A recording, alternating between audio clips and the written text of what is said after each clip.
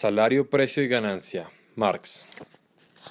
Observaciones preliminares. Ciudadanos, antes de que entre en el tema, permitidme hacer algunas observaciones preliminares.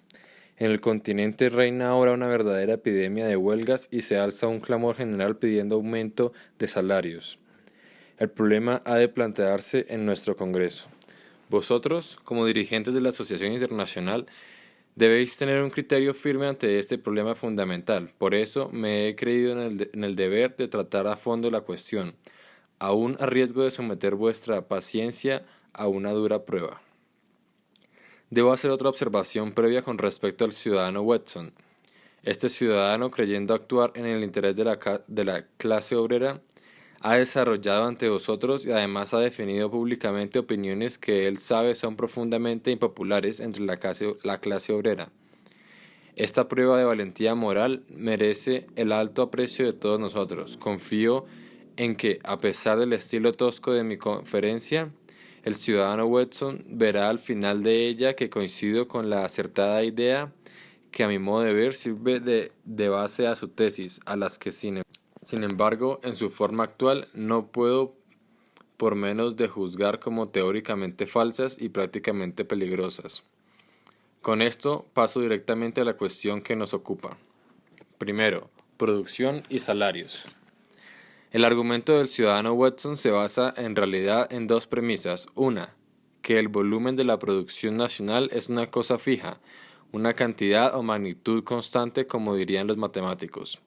2. Que la suma de los salarios reales, es decir, medidos por la cantidad de mercancías que puede ser comparada con ellos, es también una suma fija, una magnitud constante. Pues bien, su primer acerto es evidentemente erróneo.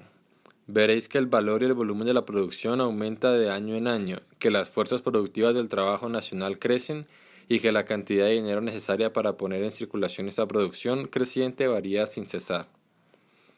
Lo que es cierto al final de cada año y respecto a distintos años comparados entre sí, lo es también respecto a cada día medio del año. El volumen o la magnitud de la producción nacional varía continuamente.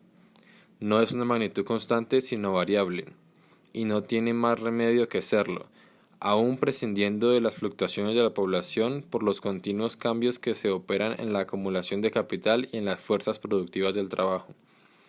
Es completamente cierto que si hoy se implantase un aumento en el tipo general de salario, este aumento por sí solo, cualesquiera que fuesen sus resultados ulteriores, no haría cambiar inmediatamente el volumen de la producción. En un principio tendría que arrancar del estado de las cosas existente. Y si la producción nacional, antes de la subida de precios, era variable y no fija, lo seguirá siendo también después de la subida. Pero admitamos que el volumen de la producción nacional fuese constante y no variable. Aún en este caso, lo que nuestro amigo Watson cree una conclusión lógica, seguiría siendo una afirmación gratuita. Si tomo un determinado número, digamos 8, los límites absolutos de esta cifra no impiden que varíen los límites relativos de sus componentes. Supongamos que la ganancia fuese igual a 6 y los salarios iguales a 2. Los salarios podrían aumentar hasta 6 y la ganancia descender hasta 2, pero la cifra total seguiría siendo 8. Así, pues, el volumen fijo de la producción no llegará jamás a probar la suma fija de los salarios. ¿Cómo prueba, pues, nuestro amigo Watson esa fijeza? Sencillamente afirmándola.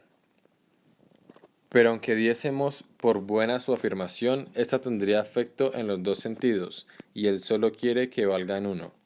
Si el volumen de los salarios representa una magnitud constante, no se le podrá aumentar ni disminuir. Por tanto, si los obreros obran neciamente, si los obreros obran neciamente cuando imponen un aumento temporal de salarios, no menos neciamente obrarían los capitalistas al imponer una rebaja transitoria de jornales. Nuestro amigo Watson no niega que en ciertas circunstancias los obreros pueden imponer un aumento de salarios, pero como él la suma de pero como según él la suma de salarios se fija y por ley natural este aumento provocaría necesariamente una reacción, él sabe también, por otra parte, que los capitalistas pueden imponer una rebaja de salarios y la verdad es que lo intentan continuamente.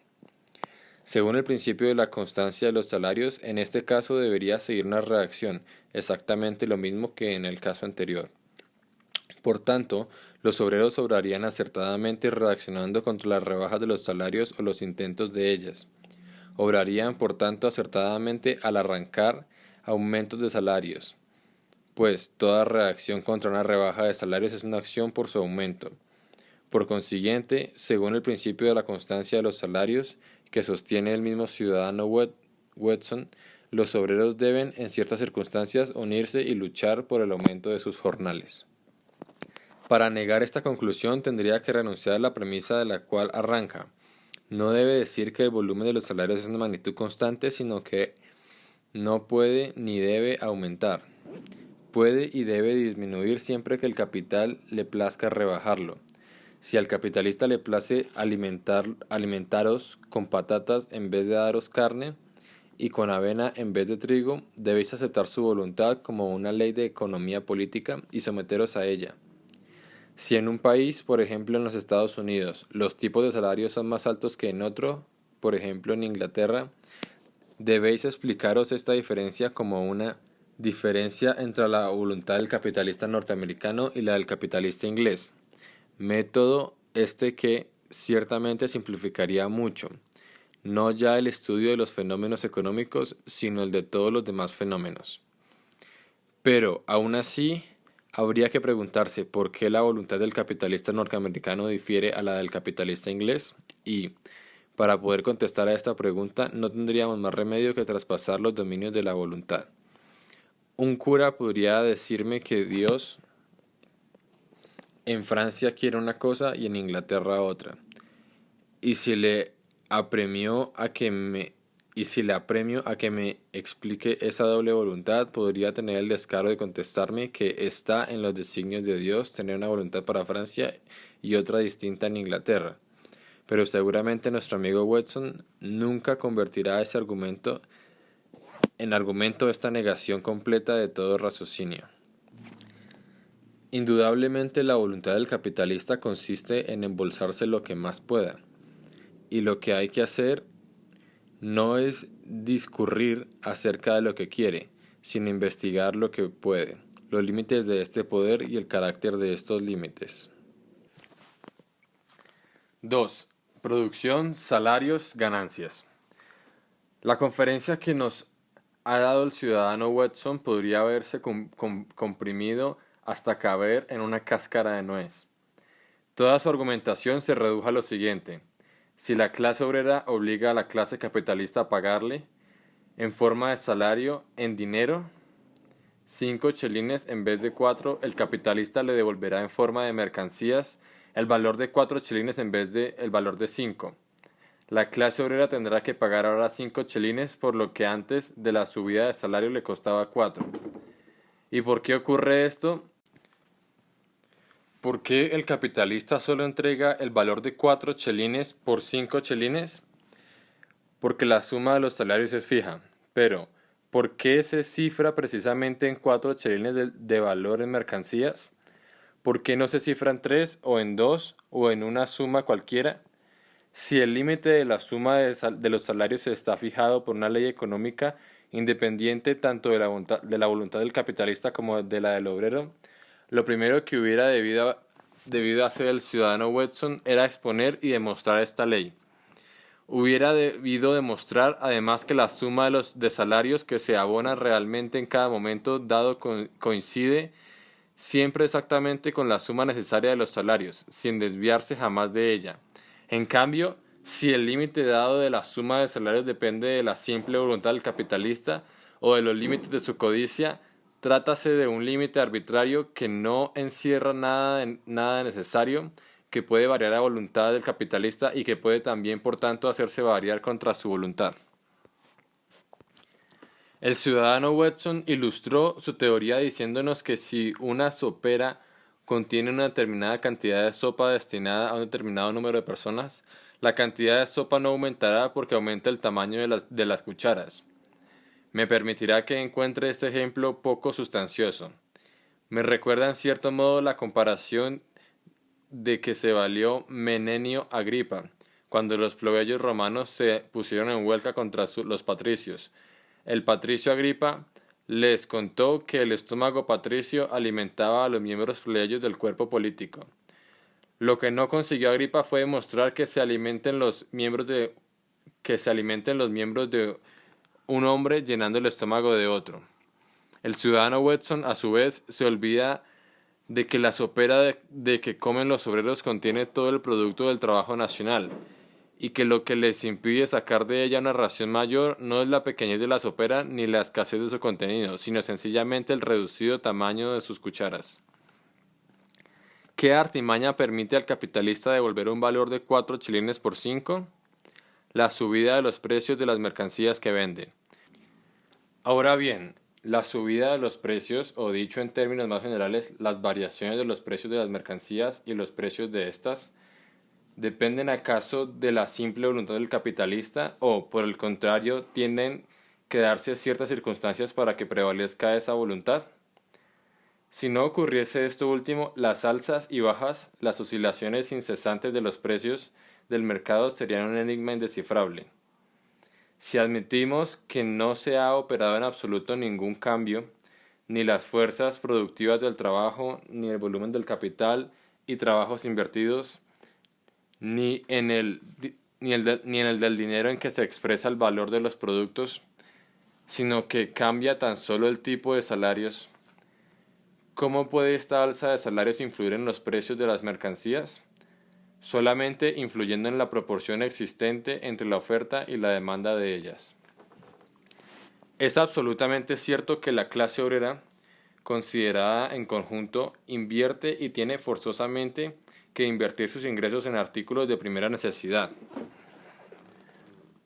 Una subida general del tipo de salarios determinaría, por tanto, un aumento en la demanda de esos artículos de primera necesidad y provocaría con ello un aumento de sus precios en el mercado.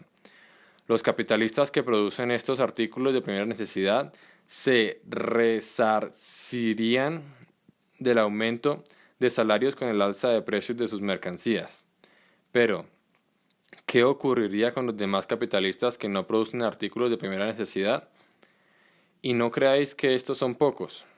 Si tenéis en cuenta que 2/3 partes de la producción nacional son consumidas por 1/5 parte de la población, un diputado de la Cámara de los Comunes afirmó hace poco que estos consumidores formaban solo la 7ª parte de la población. Podréis imaginaros qué parte tan enorme de la producción nacional se destina a artículos de lujo o se cambia por ellos, y qué cantidad tan inmensa de artículos de primera necesidad se derrocha en lacayos, caballos, gatos, etc. Derroche que, según nos enseña la experiencia, disminuye siempre considerablemente al aumentar los precios de los artículos de primera necesidad. Pues bien, ¿cuál sería la situación de estos capitalistas que no producen artículos de primera necesidad? Estos capitalistas no podrían resarcirse de la baja de su cuota de ganancia, efecto de una subida general de salarios, elevando los precios de sus mercancías, puesto que la demanda de éstas no aumentaría. Sus ingresos disminuirían y de estos ingresos mermados tendrían que pagar más por la misma cantidad de artículos de primera necesidad que subieron de precio. Pero la cosa no pararía ahí. Como sus ingresos habrían disminuido, ya no podrían gastar tanto en artículos de lujo, con lo cual descendería también la demanda mutua de sus respectivas mercancías, y a consecuencia de esta disminución de la demanda bajarían los precios de sus mercancías. Por tanto, en estas ramas industriales, la cuota de ganancia no solo descendería en simple proporción al aumento general del tipo de los salarios, sino que este descenso sería proporcionado a la acción conjunta de la subida general de salarios, del aumento de precios de los artículos de primera necesidad y de la baja de precios de los artículos de lujo. ¿Cuál sería la consecuencia de esta diversidad en cuanto a las cuotas de ganancia de los capitales colocados en las diferentes ramas de la industria? La misma consecuencia que se produce siempre que, por la razón que sea, se dan diferencias en las cuotas medidas de ganancia de las diversas ramas de producción. El capital y el trabajo se desplazarían de las ramas menos rentables a las más rentables, y este proceso de desplazamiento duraría hasta que la oferta de una rama industrial aumentase proporcionalmente a la mayor demanda y en las demás ramas industriales disminuyese conforme a la menor demanda. Una vez operado este cambio, la cuota general de ganancia volvería a nivelarse en las diferentes ramas de la industria. Como todo el trastorno obedecía en un principio a un simple cambio en cuanto a la relación entre la oferta y la demanda de diversas mercancías, al cesar la causa cesarían también los efectos, y los precios volverían a su antiguo nivel y recobrarían su antiguo equilibrio. La baja de la cuota de ganancia por efecto de los aumentos de salarios, en vez de limitarse a unas cuantas ramas industriales, se generalizaría. Según el supuesto de que partimos, no, según el supuesto de que partimos, no se introduciría ningún cambio ni en las fuerzas productivas del trabajo ni en el volumen global de la producción, sino que el volumen de producción dado se limitaría a cambiar de forma. Ahora estaría representada por artículos de primera necesidad una parte mayor del volumen de producción, y sería menor la parte integrada por los artículos de lujo, o lo que es lo mismo, disminuiría la parte destinada a cambiarse por mercancías de lujo importadas del extranjero y aumentaría la parte consumida en su forma natural. O lo que también resulta lo mismo, una parte mayor de la producción nacional se cambiaría por artículos de primera necesidad importados, en vez de cambiarse por artículos de lujo. Por tanto, después de trastornar temporalmente los precios del mercado, la subida general del tipo de salarios solo conduciría a una baja general de la cuota de ganancia, sin introducir ningún cambio permanente en los precios de las mercancías. Y si se me dice que en la anterior argumentación doy por supuesto que todo el incremento de los salarios se invierte en artículos de primera necesidad, replicaré que parto del supuesto más favorable para el punto de vista del ciudadano Weston. Si el incremento de los salarios se invirtiese en objetos que antes no entraban en el consumo de los obreros, no sería necesario pararse a demostrar que su poder adquisitivo habría experimentado un aumento real. Pero, como no es más que la consecuencia de la subida de los salarios, este aumento del poder adquisitivo del obrero tiene que corresponder exactamente a la disminución del poder adquisitivo de los capitalistas. Es decir, que la demanda global de mercancías no aumentaría, sino que cambiarían los elementos integrantes de esta demanda. El aumento de la demanda de un lado se compensaría con la disminución de la demanda de otro lado. Por este camino, como la demanda global permanece invariable, no se operaría ningún cambio en los precios de mercado de las mercancías. Os veis, por tanto, situados ante un dilema. Una de dos, o el incremento de los salarios se invierte por igual en todos los artículos de consumo, en cuyo caso la expansión de la demanda por parte de la clase obrera tiene que compensarse con la contracción de la demanda por parte de la clase capitalista, o el incremento de los salarios solo se invierte en determinados artículos, cuyos precios en el mercado aumentarán temporalmente. En este caso, el alza y la baja respectiva de la cuota de ganancia en unas y otras ramas industriales provocarán un cambio en cuanto a la distribución del capital y el trabajo. En tanto la oferta se acople en unas ramas a la mayor demanda y en otras a la demanda menor, en el primer supuesto no se producirá ningún cambio en los precios de las mercancías. En el segundo, tras algunas oscilaciones de los precios del mercado, los valores de mercado de las mercancías descenderán a su nivel primitivo. En ambos casos tendremos que la subida general del tipo de salario solo conducirá, en fin de cuentas, a una baja general de la cuota de ganancia. Para espolear vuestra imaginación, el ciudadano Weston os invitaba a pensar en las dificultades que acarrearía en Inglaterra un alza general de los jornales de los obreros agrícolas, de 9 a 18 cheneles. Pensad, exclamad en el enorme aumento de la demanda de artículos de primera necesidad que esto supondría, y en su consecuencia la subida espantosa de los precios a que daría lugar. Pues bien, todos sabéis que los jornales medios de los obreros agrícolas en Norteamérica son más del doble que los de los obreros agrícolas en Inglaterra. a pesar de que allí los precios de los productos agrícolas son más bajos que aquí, a pesar de que en los Estados Unidos reinan las mismas relaciones generales entre el capital y el trabajo que en Inglaterra, y a pesar de que el volumen anual de la producción norteamericana es mucho más reducido que el de la inglesa. ¿Por qué pues nuestro amigo echa esta campana a rebato? Sencillamente para desplazar el verdadero problema. Un aumento repentino de salarios de 9 a 18 chelines representaría una subida repentina del 100%. Ahora bien, aquí no discutimos en absoluto si en Inglaterra podría elevarse de pronto el tipo general de salario en un 100%. No nos interesa para nada la cuantía del aumento, que en cada caso concreto depende de las circunstancias y tiene que adaptarse a ellas. Lo único que nos interesa es investigar en qué efecto se traduciría una alza general del tipo de salarios, aunque no excediese del 1%.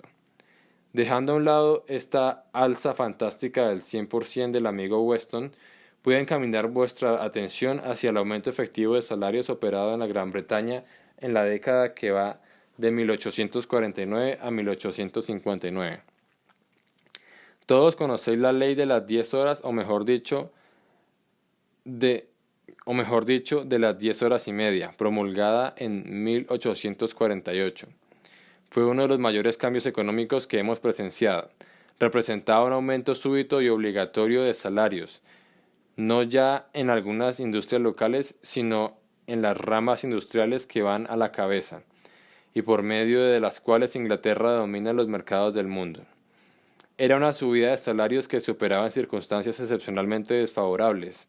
El doctor Ure, el profesor Senior y todos los demás portavoces oficiales de la burguesía en el campo de la economía se empeñaron en demostrar, y debo decir que lo hicieron con razones mucho más sólidas que nuestro amigo Weston, que aquello era tocar a muerto por la industria inglesa.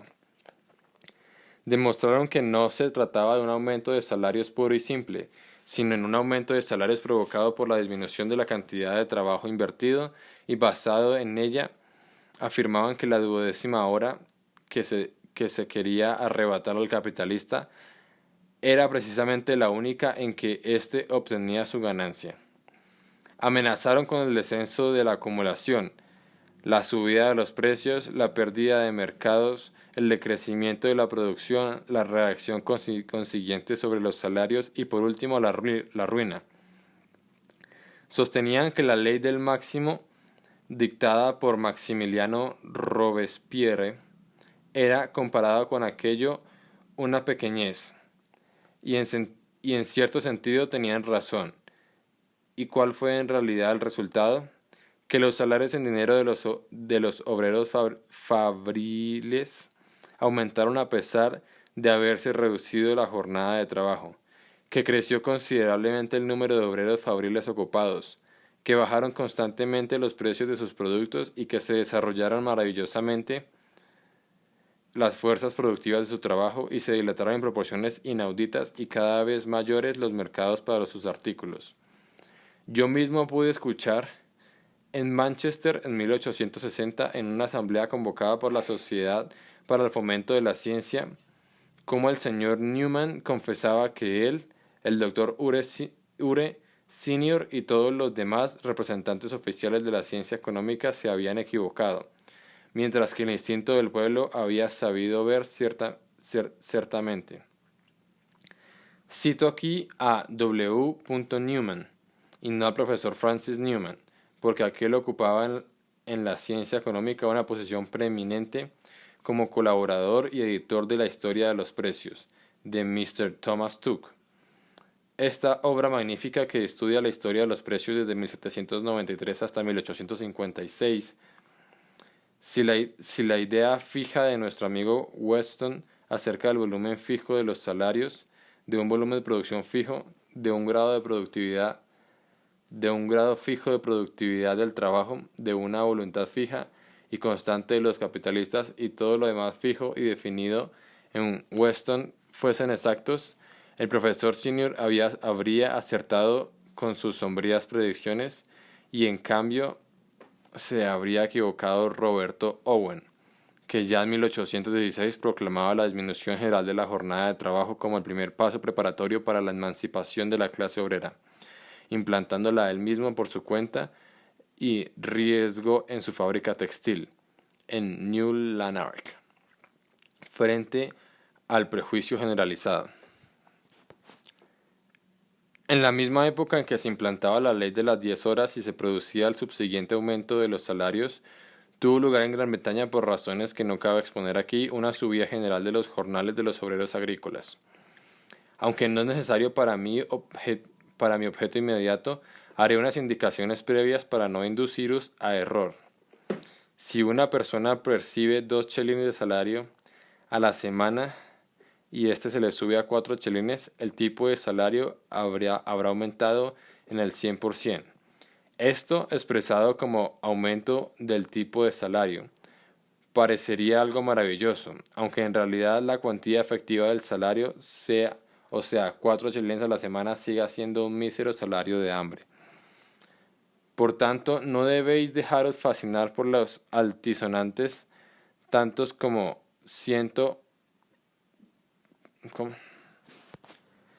Por tanto, no debéis dejaros fascinar por los altisonantes tantos por ciento en el tipo de salario, sino preguntar siempre cuál era la cuantía primitiva del jornal. Además, comprenderéis que si hay 10 obreros que ganan cada uno 2 chelines a la semana, 5 obreros que ganan 5 chelines cada uno y otros 5 que ganan 11, entre los 20 ganarán 100 chelines o 5 libras esterlinas a la semana. Si luego la suma global de estos salarios semanales aumenta, digamos, en un 20%, arrojará una subida de 5 libras a 6. Fijándonos en el promedio, podríamos decir que el tipo general de salarios ha aumentado en un 20%, aunque en realidad los salarios de los 10 obreros no varíen y los salarios de uno de los grupos de los 5 obreros solo aumenten en 5 chelines a 6 por persona, aumentando la suma de los salarios del otro grupo de 5 obreros de 50 a 50 y 55 a 70. Aquí la mitad de los obreros no mejoraría absolutamente nada de situación. La cuarta parte experimentaría un alivio insignificante y solo la cuarta parte restante obtendrá una mejora efectiva. Pero, calculando la media, la suma global de salarios de estos 20 obreros aumentaría en un 20%. Y en lo que se refiere al capital global que los emplea y los precios de las mercancías que producen, sería exactamente lo mismo que si todos participasen por igual en la subida media de salarios. En el caso de los obreros agrícolas, como el nivel de los salarios abonados en los distintos condados de Inglaterra y Escocia difiere considerablemente, el aumento les afectó de un modo muy desigual. Finalmente, durante la época en que tuvo lugar esa subida de salarios, se manifestaron también influencias que la contrarrestaban, tales como los nuevos impuestos que trajo consigo la guerra contra Rusia, la demolición extensiva de las viviendas de los obreros agrícolas, etc.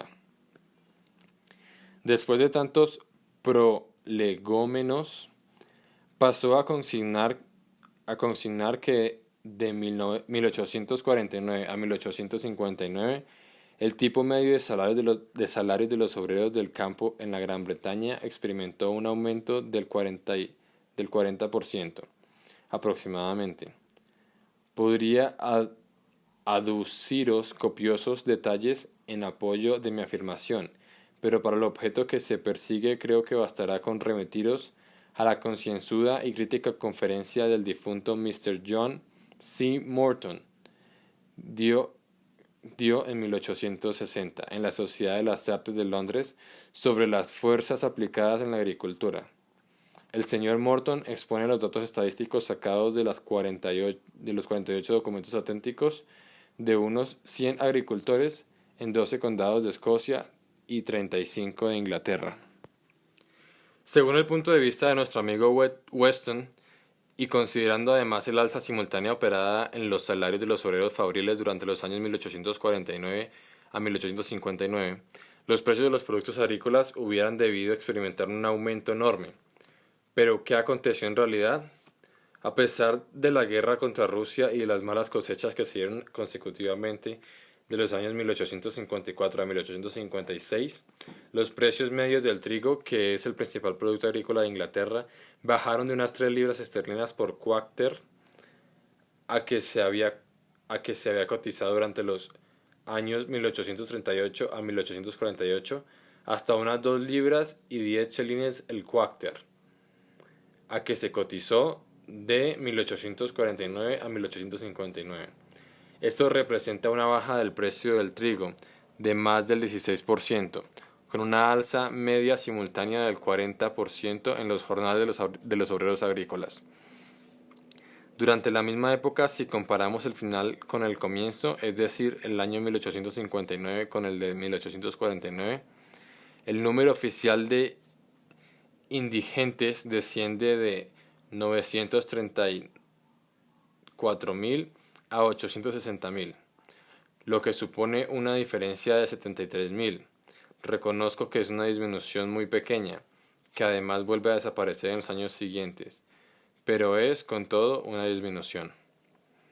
Se nos podría decir que a consecuencia de la derogación de las leyes cerealistas, la importación de trigo extranjero durante el periodo de 1849 a 1859 aumentó en más de 2 veces, comparada con la de 1838 a 1848. ¿Y qué se infiere de esto? Desde el punto de vista del ciudadano Weston, hubiera debido suponerse que esta enorme demanda repentina y creciente sin cesar en los mercados extranjeros habría hecho subir hasta un nivel espantoso los precios de los productos agrícolas, puesto que los efectos de la creciente demanda son los mismos cuando procede de fuera que cuando proviene de dentro. Pero, ¿qué ocurrió en realidad? Si se exceptúa algunos años de malas cosechas, vemos que en Francia se quejan constantemente durante todo este tiempo de la ruinosa baja del precio del trigo. Los norteamericanos veíanse constantemente obligados a quemar el sobrante de su producción, y Rusia, si hemos de creer al señor Urquhart, atizó la guerra civil en los Estados Unidos porque la competencia de los yanquis paralizaba su exportación de productos agrícolas a los mercados de Europa. Reducido a su forma abstracta, el argumento del ciudadano Weston se traduciría en lo siguiente: todo aumento de la demanda se opera siempre sobre la base de un volumen dado de producción. Por tanto, no puede hacer aumentar nunca la oferta de los artículos apetecidos, sino solamente hacer subir su precio en dinero. Ahora bien, la más común observación demuestra que en algunos casos el aumento de la demanda no altera para nada los precios de las mercancías, y que en otros casos provoca una alza pasajera de los precios del mercado, a la que sigue un aumento de la oferta, seguido a su vez por la baja de los precios hasta su nivel primitivo y en muchos casos por debajo de él. El que el aumento de la demanda obedezca al alza de los salarios o a otra cosa cualquiera no altera para nada los términos del problema. Desde el punto de vista del ciudadano Weston, tan difícil resulta explicarse el fenómeno general como el que se revela bajo las circunstancias excepcionales de una subida de salarios. Por tanto, su argumento no tiene nada que ver con el objeto que nos ocupa. Solo pone de manifiesto su perplejidad ante las leyes por virtud de las cuales una mayor demanda provoca una mayor oferta y no una alza definitiva de los precios de mercado. Tercero, salarios y dinero. Al segundo día de debate, nuestro amigo Weston vistió su vieja afirmación con nuevas formas. Dijo: al producirse un alza general de los salarios en dinero, se necesitará más dinero constante para abonar los mismos salarios. Siendo la cantidad de dinero circulante una cantidad fija, ¿cómo vais a poder pagar con esa suma fija de dinero circulante una suma mayor de salarios en dinero? En un principio, la dificultad surgía de que, aunque subiese el salario en dinero del obrero, la cantidad de mercancías que le correspondía era fija. Ahora surge del aumento de salarios en dinero, a pesar de existir un volumen fijo de mercancías. Y, naturalmente, si rechazáis su dogma originario, desaparecerán también las dificultades concomitantes.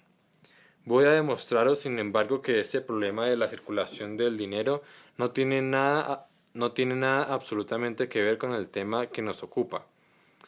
En vuestro país, el mecanismo de pagos está mucho más perfeccionado que en nuestro país de Europa, gracias a la extensión y concentración del sistema bancario. Se necesita mucho menos dinero circulante para poner en circulación la misma cantidad de valores y realizar el mismo o mayor número de operaciones. En lo que respecta, por ejemplo, a los salarios, el obrero fabril inglés entrega semanalmente su salario al tendero, lo que lo envía todas las semanas al banquero, éste lo devuelve semanalmente al fabricante, quien vuelve a pagarlo a sus obreros y así sucesivamente. Gracias a este mecanismo, el salario anual de un obrero que asciende, supongamos, a 52 libras esterlinas, puede pagarse con un solo soberano que recorra todas las semanas el mismo ciclo, incluso en Inglaterra. Este mecanismo de pagos no es tan perfecto como en Escocia, y no en todas partes presenta la misma perfección. Por eso vemos que, por ejemplo, en algunas comarcas agrícolas se necesita, si las comparamos con las comarcas fabriles, mucho más dinero para poner en circulación un volumen más pequeño de valores. Si cruzáis el canal, veréis que en el continente los salarios en dinero son mucho más bajos que en Inglaterra, a pesar de lo cual en Alemania, en Italia, en Suiza y en Francia, esto se pone en circulación mediante una cantidad mucho mayor de dinero. El mismo, el mismo soberano no va a parar tan rápidamente a manos del banquero, ni retorna con tanta prontitud al capitalista industrial. Por eso, en lugares del soberano necesario para poner en circulación 52 libras esterlinas al año, para abonar un salario anual que ascienda a la suma de 25 libras, se necesitan tal vez 3 soberanos.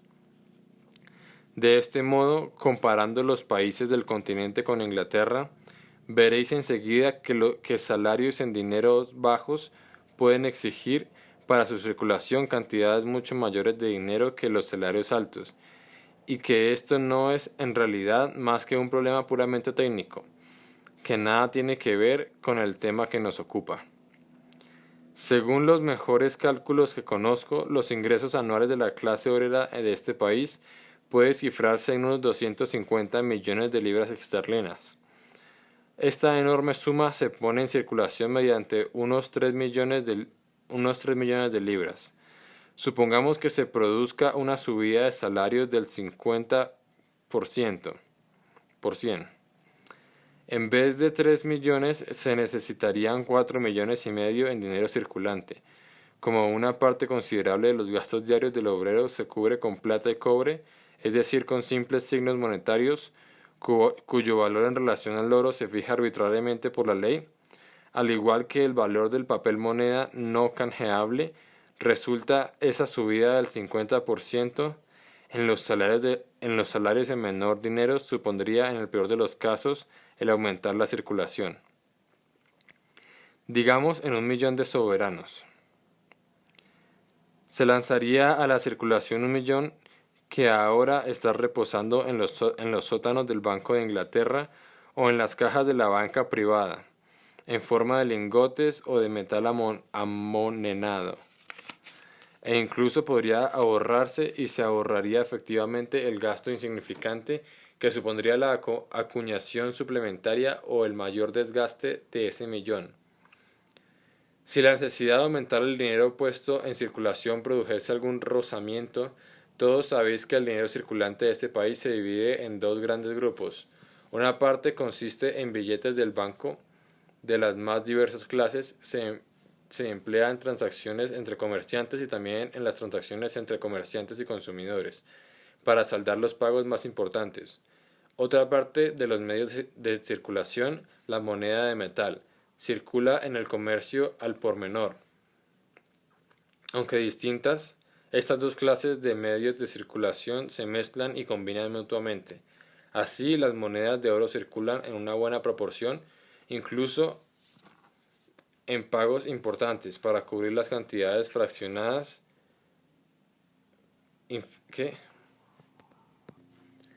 Así las monedas de oro circulan en una buena proporción, incluso en pagos importantes para cubrir las cantidades fraccionarias inferiores a 5 libras.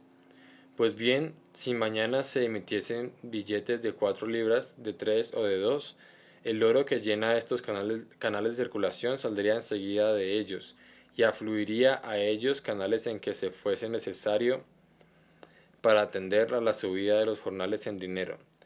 Por este procedimiento podría movilizarse el millón adicional exigido por la subida de los salarios en un 50%, sin añadir ni un solo soberano.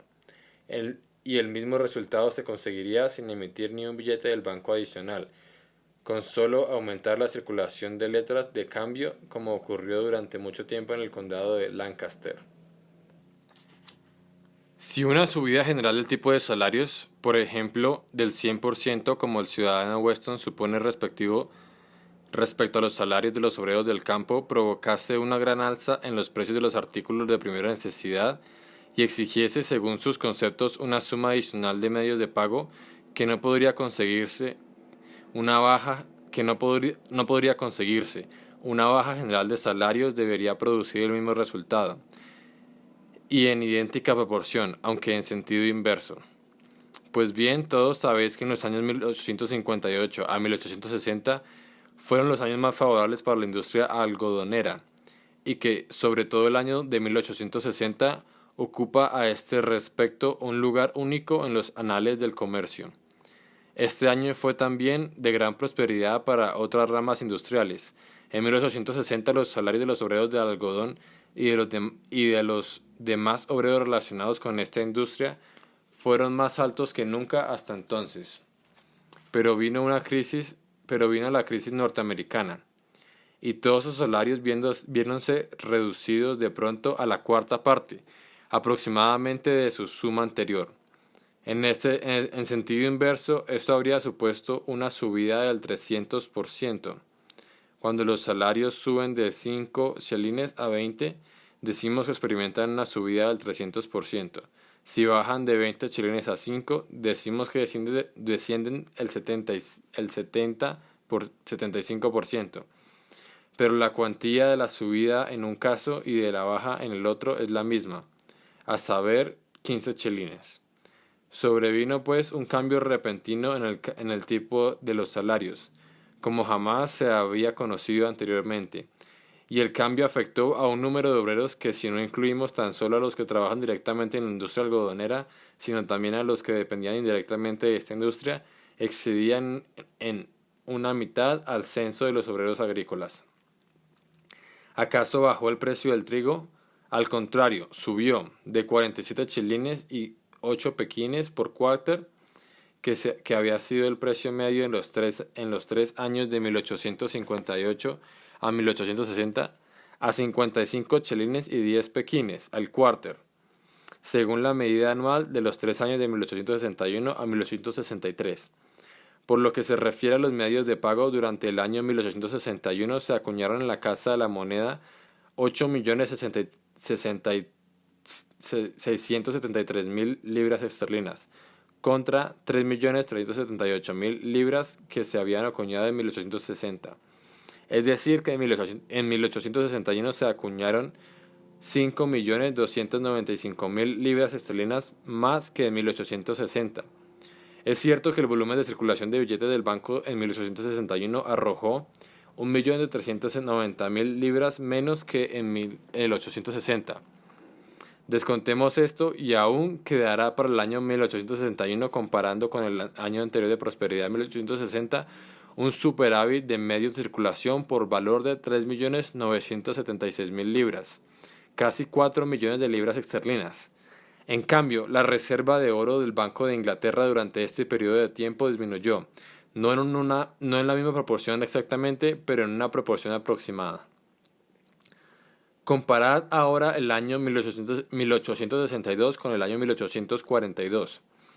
Prescindiendo del enorme aumento del valor y del volumen de las mercancías en circulación, el capital desembolsado solamente para cubrir las operaciones regulares de acciones, empréstitos, etc., de valores de los ferrocarriles, asciende en Inglaterra y Gales durante el año 1862 a la suma de 320.000 millones de libras esterlinas, cifra que en 1842 habría parecido fabulosa, y sin embargo las sumas globales de los medios de circulación fueron casi iguales en los años 1862 y 1842.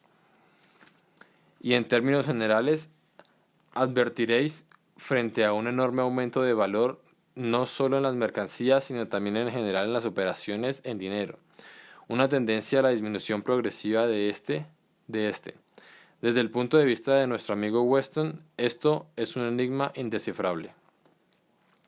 Si hubiese ahondado algo más en el asunto, habría visto que prescindiendo de los salarios y suponiendo que estos permanezcan invariables, el valor y el volumen de las mercancías puestas en circulación y en general la cuantía de las operaciones en dinero concertadas varían diariamente, y que la cantidad de billetes del banco emitidos varía diariamente, y que la cantidad de los pagos que se efectúan sin ayuda de dinero por medio de letras de cambios, cheques, créditos sentados en los libros, las clearing houses, varía diariamente, que en la medida en que se necesita acudir al verdadero dinero en metálico, la proporción entre las monedas que circulan y las monedas y los lingotes guardados en las reservas o atesorados en los sótanos de los bancos varía diariamente, y que la suma del oro absorbido por la circulación nacional y enviado al extranjero para fines de la circulación internacional varía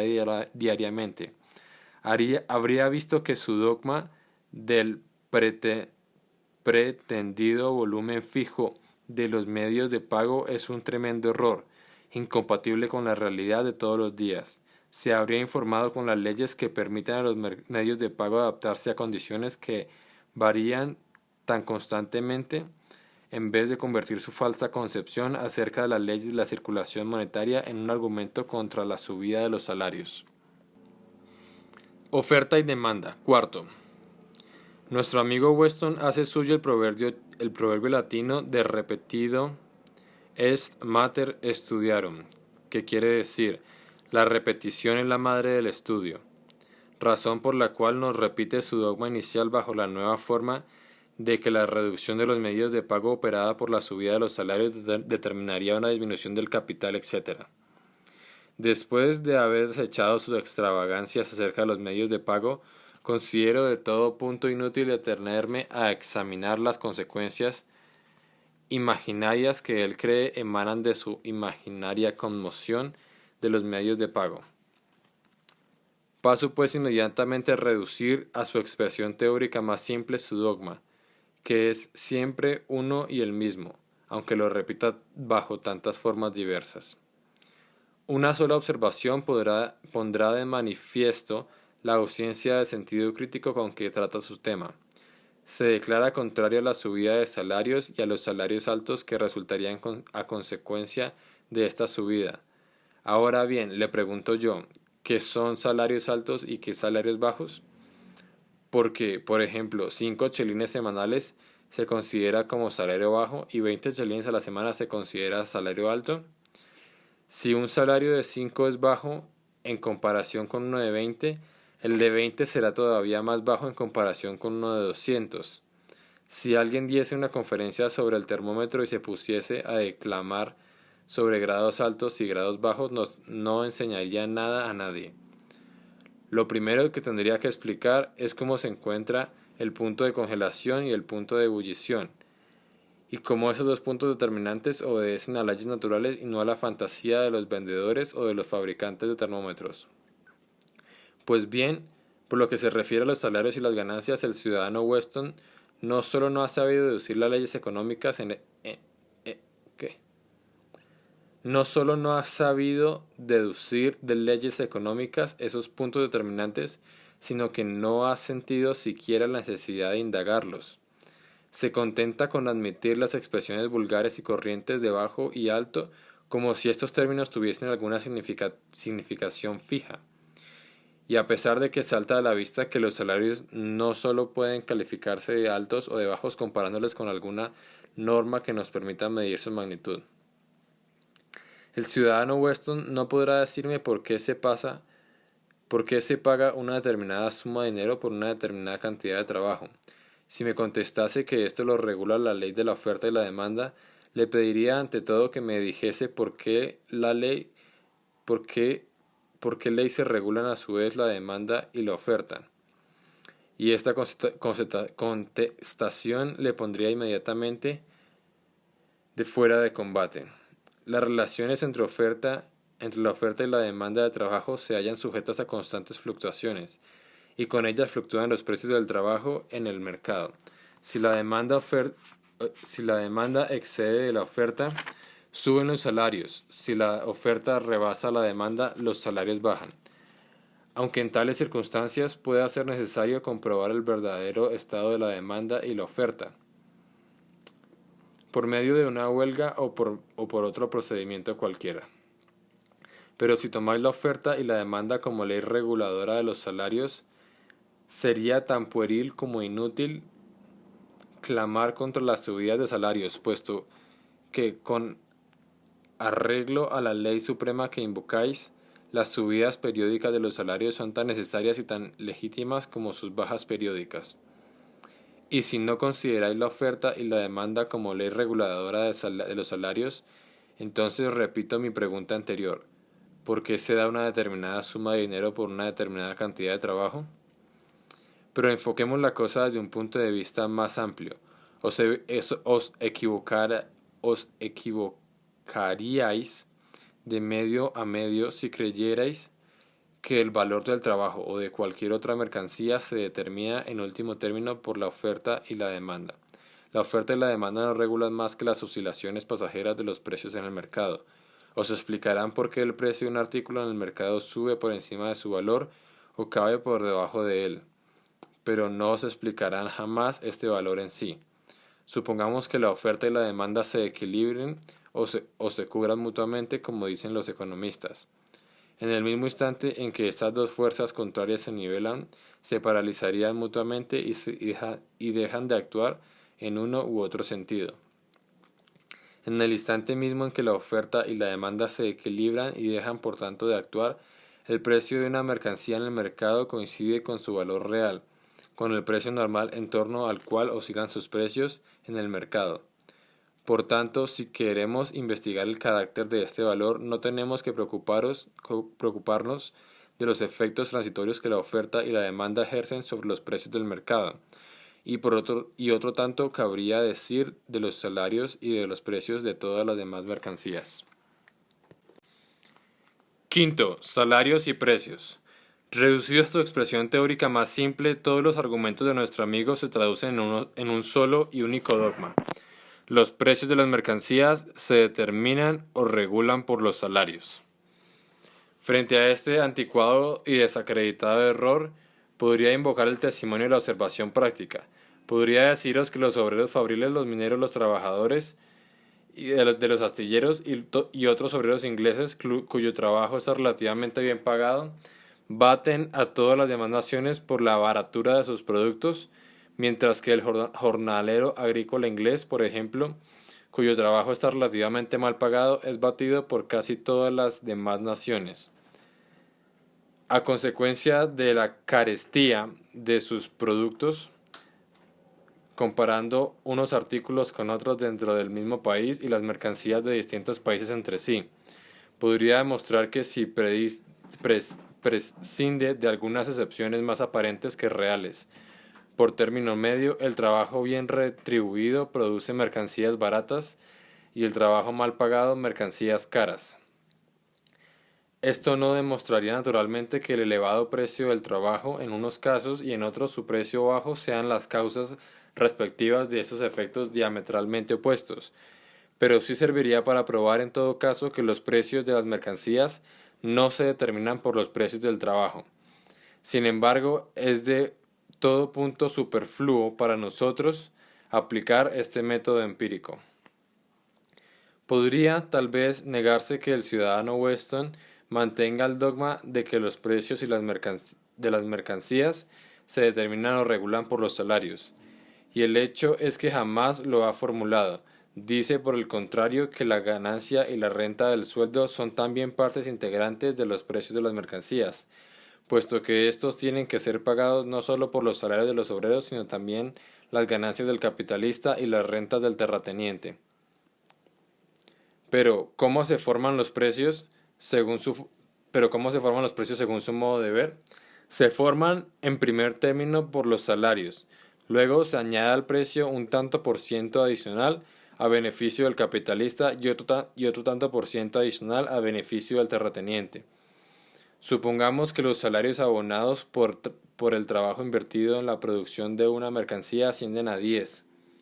Si la cuota de ganancia fuese del 100%, el capitalista añadiría a los salarios desembolsados 10, y si la cuota de renta también del 100% sobre los salarios, habría que añadir 10 más, con lo cual el precio total de la mercancía se cifraría en 30. Pero semejante determinación del precio significaría simplemente que éste se determina por los salarios. Si estos en nuestro ejemplo anterior ascendiesen a 20, el precio de la mercancía ascendería a 60, y así sucesivamente. He aquí por qué todos los escritores anticuados de economía política sentaban la tesis de que los salarios regulan los precios, intentaban provocarla presentando la ganancia y la renta del suelo como simples porcentajes adicionales sobre los salarios. Ninguno era capaz naturalmente de reducir los límites de estos recargos porcentuales a una ley económica. Parecía creer, por el contrario, que las ganancias se fijaban por la tradición, la costumbre, la voluntad del capitalista o cualquier otro método igualmente arbitrario e inexplicable. Cuando dicen que las ganancias se determinan por la competencia entre los capitalistas, no dicen absolutamente nada. Esta competencia indudablemente nivela las distintas cuotas de ganancia de las diversas industrias, o sea, las reduce a un nivel medio, pero jamás puede determinar este nivel mismo o la cuota general de ganancia. ¿Qué queremos decir cuando afirmamos que los precios de las ganancias se determinan por los salarios? Como el salario no es más que una manera de denominar el precio del trabajo, al decir esto, decimos que los precios de las mercancías se regulan por el precio del trabajo. Y como precio es valor de cambio. Y cuando hablo del valor me refiero siempre al valor de cambio expresado en dinero. Aquella afirmación equivale a esta otra. El valor de las mercancías se determina por el valor del trabajo. O lo que es lo mismo, el valor del trabajo es la medida general del valor. Pero ¿cómo se determina a su vez el valor del trabajo? Al llegar aquí nos encontramos en un punto muerto, siempre y cuando claro está que intentemos razonar lógicamente. Pero los defensores de esta teoría no sienten grandes escrúpulos en materia de lógica. Tomemos por ejemplo a nuestro amigo Weston. Siempre nos decía que los salarios regulaban los precios de las mercancías y que por tanto estos tenían que subir cuando subían aquellos. Luego, virando en redondo, nos demostraba que una subida de salarios no servía de nada, porque subirían también los precios de las mercancías y porque los salarios se medían en realidad por los precios de las mercancías que ellos compradas. Así pues, empezamos por la afirmación de que el valor del trabajo determina el valor de la mercancía, y terminamos afirmando que el valor de la mercancía determina el valor del trabajo. De este modo no hacemos nada más que movernos en el más vicioso de los círculos sin llegar a una conclusión. Salta a la vista en general que tomando el valor de una mercancía, por ejemplo el trabajo, el trigo u otra mercancía cualquiera como medida y regulador general del valor, no hacemos más que desplazar la dificultad, puesto que determinamos un valor por otro que a su vez necesita ser determinado. Expresado en su forma más abstracta, el dogma de que los salarios determinan los precios de las mercancías viene a decir que el valor se determina por el valor. Y esa tautología solo demuestra que en realidad no sabemos nada del valor. Si admitiésemos semejante premisa, toda discusión acerca de las leyes generales de la economía política se convertiría en pura cháchara. Por eso hay que reconocer a Ricardo el gran mérito de haber destruido hasta en sus cimientos con su obra Principios de Economía Política publicada en 1817, el viejo error tan difundido y gastado de que los salarios determinan los precios, error que habían rechazado Adam Smith y sus predecesores franceses en la parte verdaderamente científica de sus investigaciones y que sin embargo reprodujeron en sus capítulos más exotéricos y vulgarizantes.